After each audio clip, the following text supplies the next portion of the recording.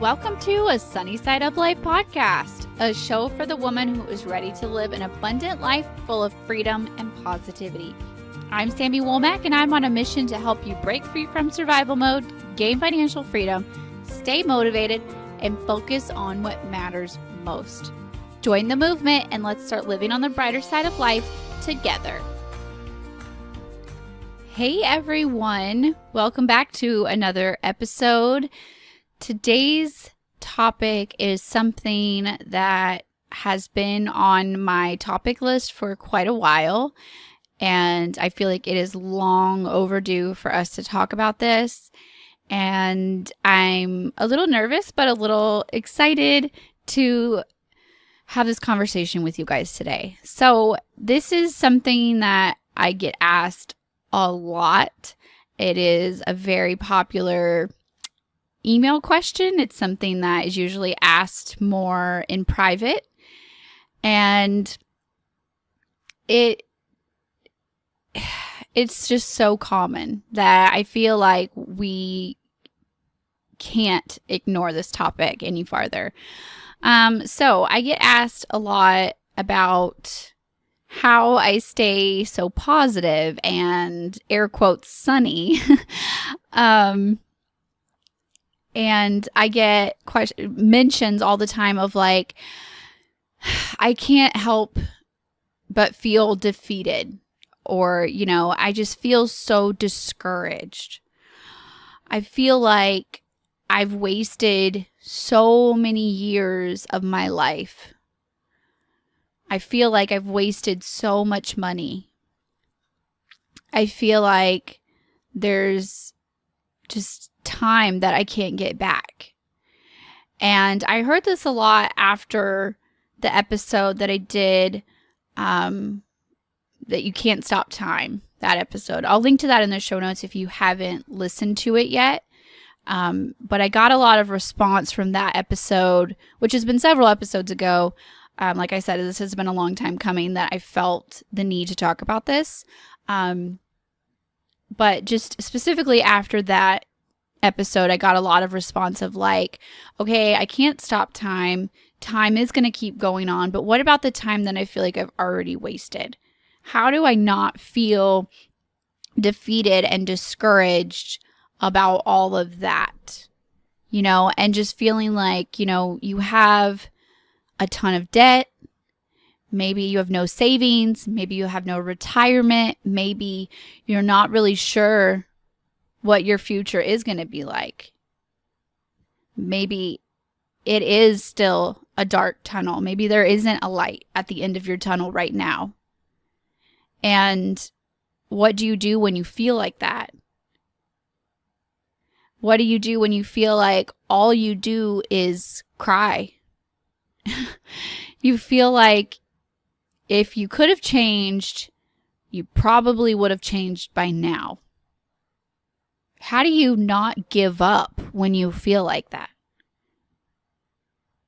Like, there's just no hope. If things were going to be different, they would already be different by now. I'm already X number of years old. It doesn't matter how old you are in this situation. You're going to say, well, I'm already 30 years old. I'm already 40 years old. I'm already 50 years old. I'm already 60. Like, it doesn't matter what age. It really doesn't matter what age you say. You're going to feel like I'm already too old. Even if you're 20 years younger than the girl next to you, right? Or maybe you just feel like, we had a chance before we had kids, before we bought this house, before we did XYZ, and we wasted it. Instead, all we did was dig ourselves into a hole, back ourselves into a corner, and now it feels impossible to go in any other direction. And you just feel like your life is slipping away, right? And maybe you feel embarrassed and ridiculous and beat up, knocked down, tired, discouraged. And I know how that feels because I've been there. And ladies ask me all the time if I'm scared, if I was scared when I did it. And if I was, how I gathered my confidence, how I believed in myself, how I believed in myself enough to keep going, to keep pushing, to turn my life into a different direction. And I've been asked this literally hundreds of times. But there was one email in particular, and if you're listening, shout out, because your question is potentially going to change thousands of lives right now. But there was one email in particular, the way that it was worded has stuck with me. And I keep hearing it over and over again in my head is, I need some advice on how to stay sunny. With the air quotes, sunny. Because obviously the name of the brand is A Sunny Side Up Life, and it's the pursuit of having a bright future, having that hope, right? Having that positivity and all the things that we say in the intro, right? That's the goal. But the truth is that that's not just my goal for you. That's my goal for myself as well. And the reason why I named my brand what I named it is because that's what it represented for me. It represented to me a time in my life when things were dark, when there was no sun, when I was at my lowest points, and how I moved into the sunny side of life. And then how I could take the lessons that I learned during those times and during the times that I still have that are struggles and that are dark and that are difficult, and how I can flip that into a lesson of how to make life better and brighter and more positive. Okay? So the question of how to stay sunny, I think is a great question, first of all, but the word stay is not accurate. Because you guys, I am not always positive and upbeat and sunny, and things don't always go correct and go according to plan. Okay? I have my low points just like anyone else. I'm just a normal person, and it is a daily and continual process. You don't stay sunny. It's something that you pursue. It's something that you practice. Right? It's a state of mind. And I have my days where I don't feel my best. And it's something that is very hard to share publicly. But I've had my own struggles with depression and anxiety, and I have talked about the old days of back when I had almost a year of a dark depression, of like the year that I felt like we were at rock bottom, from our rock bottom moment until we really got on a budget, which was essentially a year, and how I stayed in that darkness and that depression. And I think that we have this common misconception that like once we break free from that, it's gone forever. And that's not necessarily true. And something that has been really hard for me is when those times flare back up. And I went through a really hard period of depression and anxiety and like all flaring back up right around the time that we became 100% debt free, which was not even a year ago. And this is something that I'm still working through. And like I said, it's not a forever thing. It is something that you continually pursue. It is something that you continually do maintenance work on. And this isn't just a one and done kind of situation. It isn't like that. But I noticed that some of those like PTSD feelings of like once I became debt free, I was like, oh my gosh, it's gonna like I'm gonna just screw this up again. Like it has to be too good to be true. Or my anxiety got really high because I was like, all I had worried about for so long, for so many years, was being debt free. And it was like, what do I do now? Who am I now? What is my goal now? My identity and my goals and my hopes and my dreams were so wrapped up in that debt number being 0 that there was such a void of like, who am I? And that anxiety really took over for a while there. And so this year, a lot of you know, if you follow me, if you have been following me for a while and you see when I post like my power sheets and my goals and things like that, that my word for the year has been balance. Instead of picking like a resolution for the year, I usually pick a word or a phrase. And for 2018, my word has been balance. And so I wanted to pursue balance in my life. I wanted to have a distributed balance of personal, family, and work. And my personal balance has been mostly my mental health this year. And it's been something that I've had to take seriously this year.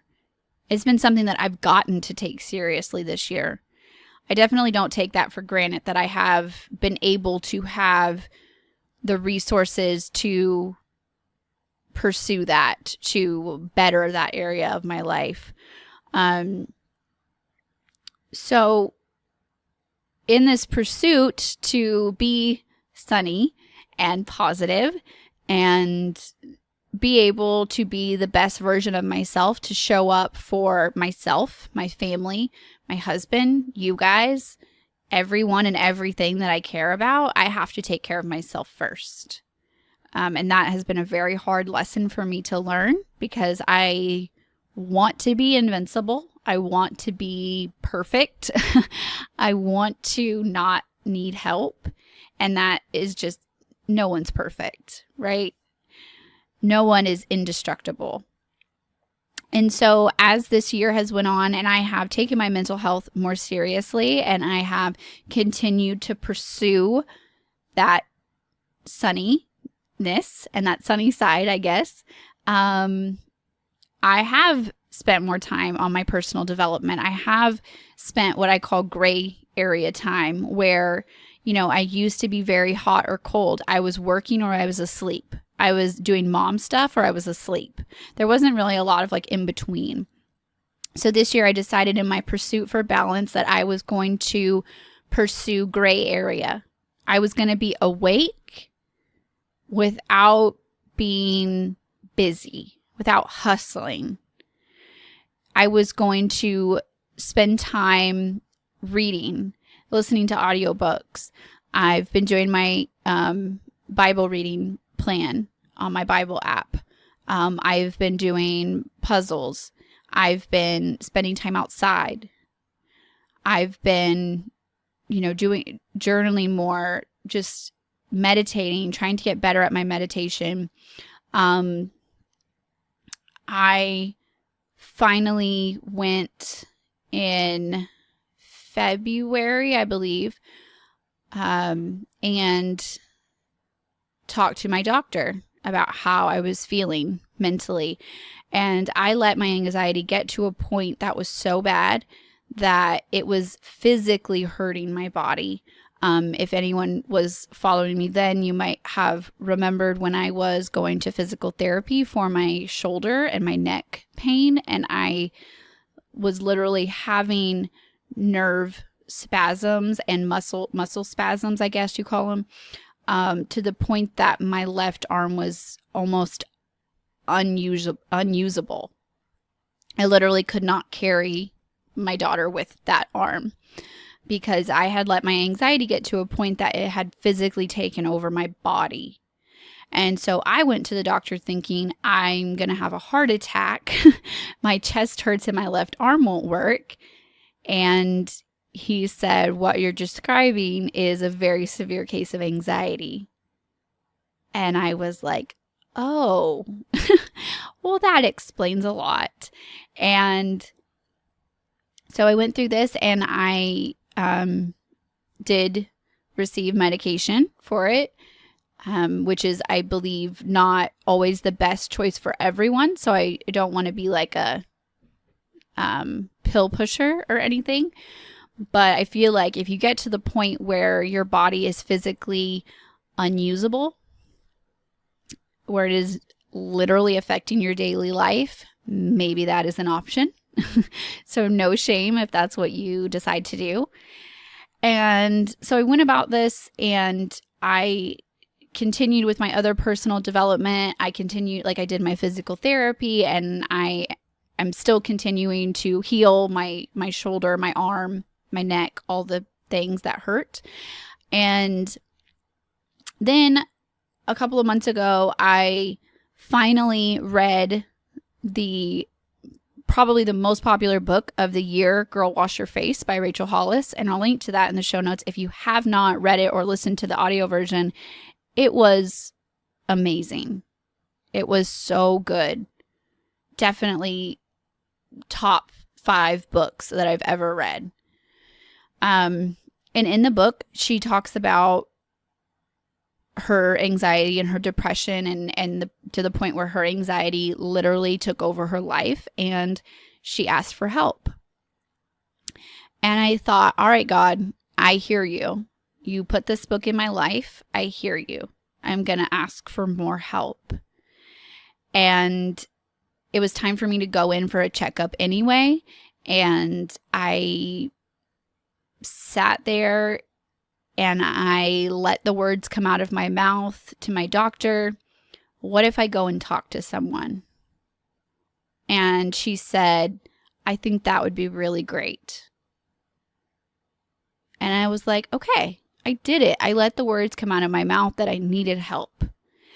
And I said a prayer, and I Googled for counselors, anxiety specialist counselors in my area. And it was like God was saying, this one. And I picked my counselor, and she's amazing. And I am literally excited every time I get to go, because I get to improve my personal development. Right? And there's other things that I've done as well. I have also learned to let myself rest. I've also learned to cut myself some slack, to give myself some grace, to cry when I need to cry. And most importantly, I have learned to ask for help when I need it. And it's not always like this. It's not a, dark tunnel of like, it's never going to get better. But when I feel myself going to that darker side, feeling overwhelmed, I give myself that grace. I let myself rest. I let myself cry. I let myself do what I need to do. But when I feel strong and when I feel confident and when I feel in my element, I run with it. Because I know that feeling probably won't last forever. It has a limited time offer on it. So I run with it. I do as much work as I can. I pour my heart into what I do. I know that when I'm on my good times, that's the time to do a big project, do a big work project, do a big home project, something like that. And I run with it. And what keeps me going, I guess the staying part of how do you stay sunny is that I feel like when you have a calling on your heart, when you feel like you have a purpose to pursue, you just have to know that ignoring that would be hurting you more than pushing through it, right? That ignoring that calling would be a disservice to yourself and to the greater plan. So you chase that calling because that's what you were literally created to do. That purpose, that drive that you have in your heart, whether it's for your career, your family, your home, yourself, your hobbies, all of the above, whatever it is that you have on your heart, that wasn't an accident. And you were created to do that. For me, that is here with you, talking, sharing, encouraging. That is showing up and being the best wife that I can be, the best mother that I can be, the best homeschool teacher that I can be, the best friend, the best sister, the best daughter, like all the things. That's my purpose. That's why I was put here. And so I know that. And I know that by ignoring that, I am doing a disservice to everyone. Most importantly, myself and God's plan, right? So I find the strength, I create the strength to push through, to keep going in the anxiety. And sometimes keep going means to rest because I know that it is for the greater good, if that makes sense. Sometimes progress looks like resting. So I keep going through the anxiety, through the fear, and I do it anyway. Because the calling and the purpose that I have for my life is bigger and more powerful than anxiety could ever be. And you guys, you won't always know all of the answers all of the time. I don't. You don't know how something will turn out, but you do it anyway. You do it scared. You make it up as you go along. The first day that you became a mother, did you know how to be a mother? No. You were terrified. You didn't know how it would end up. You didn't know what your baby would look like, what they would sound like, what their personality would be like. But you did it anyway. You don't have to know all of the answers. You don't have to be 100% informed on every issue. Do it anyway. Do it scared. Okay? And remember that no matter how together things look or things sound through the filter of the internet, no matter how many smiling pictures or sunny yellow graphics that I post, I am still just a mom recording podcasts during nap time in sweatpants with no makeup on. And I am just doing my best, just like you. And I want you to know that when it's hard,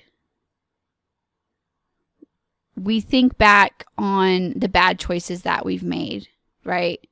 And it hurts. And that's the hard part. And even when you're in a fog of depression or you're in a mist of high anxiety for a season, Because you're going to have times where it flares up and where it's better. You're going to have times where you're thriving and times when you feel like you're surviving. Don't beat yourself up about it. Realize that you're human. That you're allowed to have seasons of spring and seasons of winter. And that you have already been through enough. Don't beat yourself up. You've been through so much. The least that you can do is be your own friend through this journey. Give yourself some grace. Pat yourself on the back for the fact that you've made it this far. And think about all of the life that you still have left. When you want to quit, think about what could be. Do you really want to spend the next however many years of your life in this same pattern of survival mode, of giving up when it gets hard? I honestly doubt it, or you wouldn't be listening to this.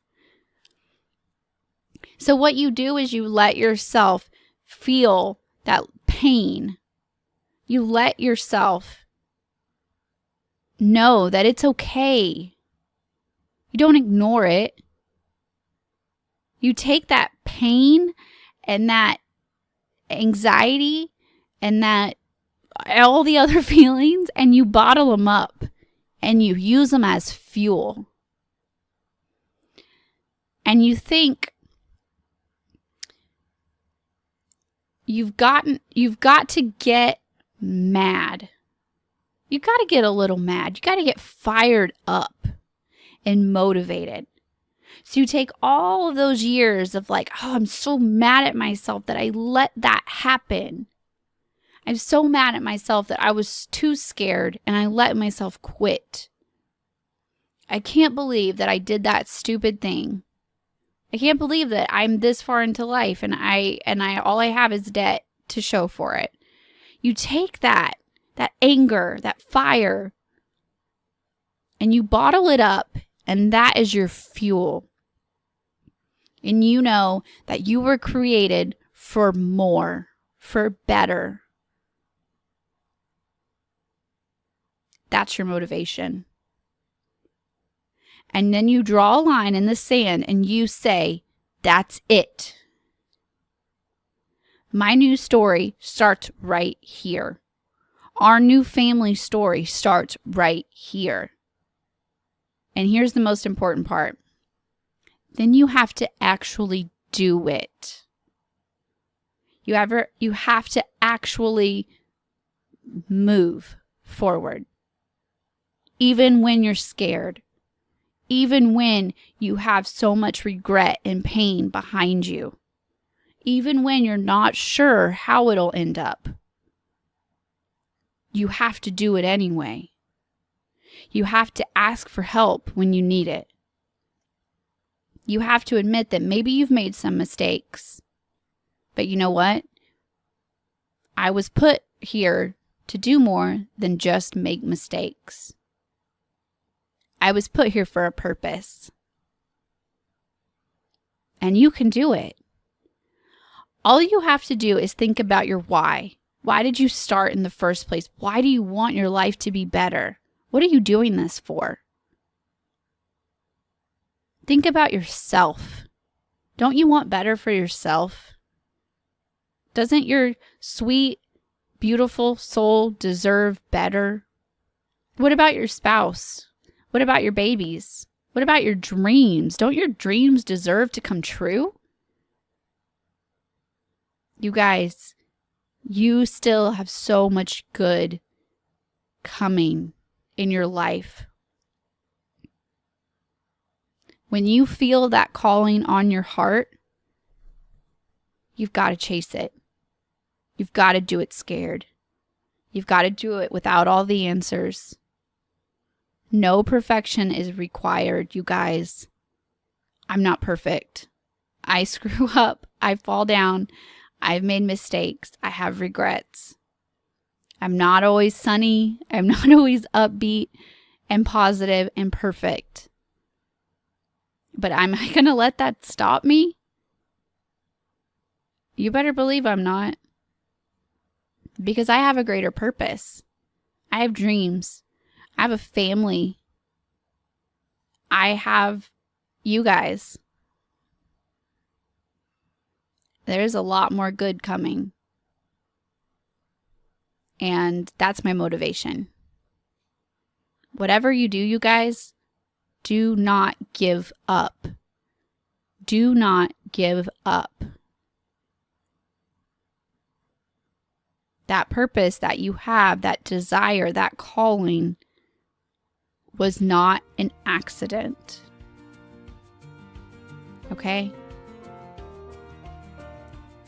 I hope that was helpful. I had to get that off my chest and share. Whew. Exhale. I love you guys. I'm cheering for you. All right? If you know a sister who could use this message, please share it. You never know who it could help, okay? Your bravery affects others. All right?